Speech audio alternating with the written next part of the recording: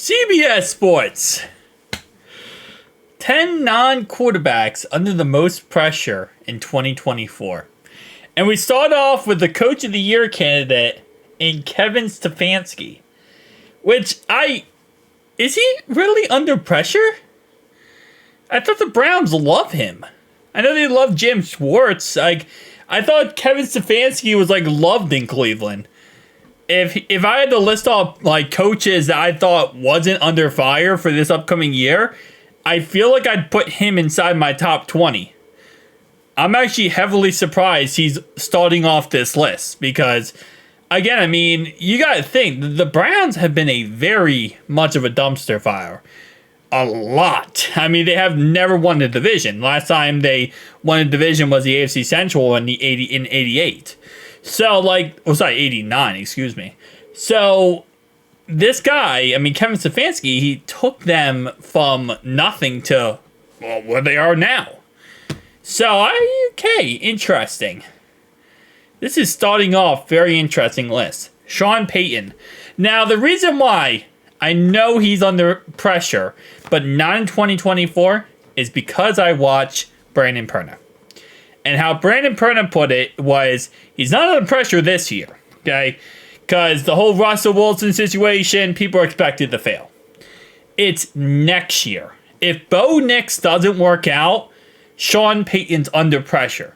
But because this year they have Bo Nix and they have, what's the guy's name? Oh, is it DiNucci? No, it's Stidham. Because they have those two guys, I don't really feel like he's under pressure this year. Next year, maybe. Or maybe the year after that. It really depends if, again, only if, the situation works out with Bo Nix. But they did trade a first-round pick for him, so it's kind of interesting. Stephon Diggs. See, I will agree with this because Stephon changed his contract around to be on a one-year contract. So pretty much all the pressure is on him. Because if he sucks, he's going to get another deal from another team. No matter what happens, he'll get a new deal. It's just he might get more money if he has a good year. But I don't think there's any scenario where he goes back to the Texans anyway. Just because of how much money he would cost. And they kind of worked out that contract to make sure that he would be able to, again, eventually leave, but play on, in a sense, a contract year. So, okay. Cam, I have no idea who this guy was. But you know who this guy is? Actually, I do know who this guy is. This guy is Jason Kelce's replacement. So that's why there's a lot of pressure. Because if he can't go in there and get the job done, then they're going to have some problems and they need to find somebody. So if he starts struggling, he might get replaced halfway through the season. Now, I do want to see, when was he drafted? Cam, or was he not drafted? All right, so his draft isn't really any... Oh, put extract. All right, so his draft profile, he was their final pick in the 2024 NFL draft. Oh, wait. Oh, no, that was Dylan. They picked Dylan McHome. So when was this guy actually drafted? Hold up. Because now I'm interested in this guy, because apparently they drafted the guy at the end of the last year's draft. So this guy was a second-round pick in 2022 by the Eagles. Okay, so he was a second-round pick. So in all purpose, he was the future replacement for Jason Kelce. Oh, yeah. So he really... I will agree, he's under pressure then. Calvin Ridley, man, he just got paid by the Titans. And he just got paid $90 million? I think he's big chilling on this. I think he's big chilling on whatever he does. You got a young quarterback in Will Levis. You got a brand new coach. I don't think there's much pressure on him at all. Anything Carolina Panthers, you're always under pressure because chances are you might get fired the next day. Yeah.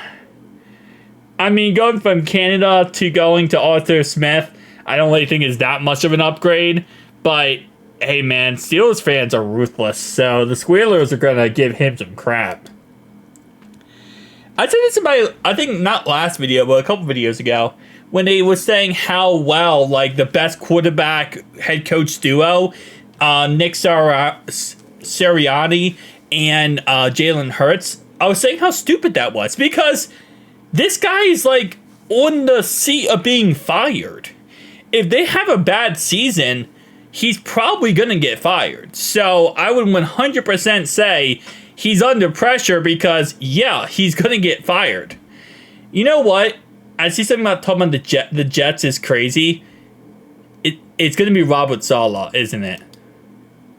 Mike McCarthy, the fact he's not fired already is absolutely amazing. I think he will be most likely fired after this year. If not, I don't know what they're doing. Apparently now there's some beef and drama going on between Mike McCarthy and Jerry Jones, because apparently Mike McCarthy doesn't like the fact that Jerry Jones undermines everything he does. But if you know anything about the Cowboys and how they work, that's literally what Jerry Jones does. Like, Jerry Jones, all he wants is a yes man. That's why he had Jason Garrett for, like, 17 years it felt like, because he wanted a yes man. That's another reason why they got rid of Jim Parcells. Was it Parcells or... No, it wasn't Parcells. Who am I thinking about? That's the Giants. Parcells the Giants. I'm thinking about... Oh, who am I thinking about? He literally just... He just gave a speech last year in the Packers versus Cowboys playoff game at halftime. Why can I not think of this guy's name? He was like one of the best Cowboys coaches of all time, and his name's not Tom Landry. You guys know who I'm talking about, okay? You know who I'm talking about. I can't think of his name, but that's why he got rid of him, was because he was so, he went against Jerry. You don't go against Jerry. If you're head coach of the Cowboys, you do not go against Jerry Jones.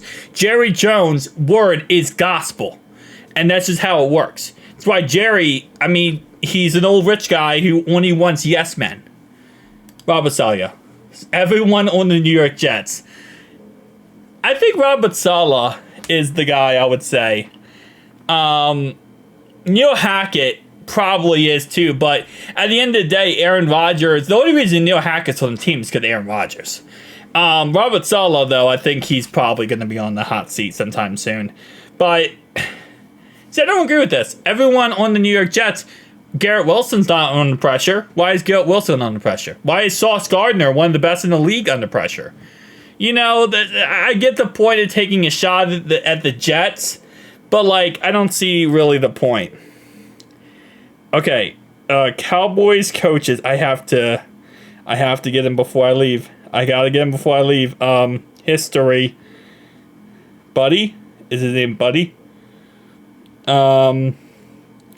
Jimmy Johnston. Thank you, Jimmy Johnston. That's who I'm thinking about. He was more of a dominant type of leader. He was a dominant type of coach. He was a hard ass. That's what he was.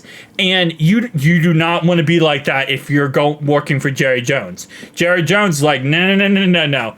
You kiss my butt. We work like that. Jimmy Johnson wasn't that type of guy. Neither was Parcells, but Parcells... Did he work for the Cowboys? I know the Parcells was the Giants.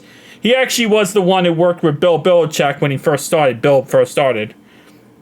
And he was an amazing coach. He was also a college coach at Western Michigan. I did not even realize that Parcells worked to college.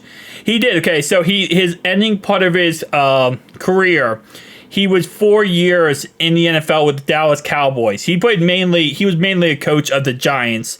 Then he went to the Jets, and then he went to Dallas. And the 4 years with Dallas, that's when he, again, I would say butt heads more with Jerry Jones, because that's literally Parcells was. He was not a highway type of guy, but he was a strong leading coach. And you can't have that. You can't have a strong mind when working for Jerry Jones. And then when he played for the Jets, that's when I think he... So, hang on, hold up. Bill Belichick, because he was the Browns coach for a little bit Bill also worked for the Giants. I think when he was a Giants coach, that's when he worked with Parcells. Because I know the Jets actually did not want him. There was a forever hatred between Bill Belichick and the Jets because they did not want him back in the day. But yeah, he was actually the Browns coach before he became the Patriots coach. And the rest is history. All right, guys. Peace out.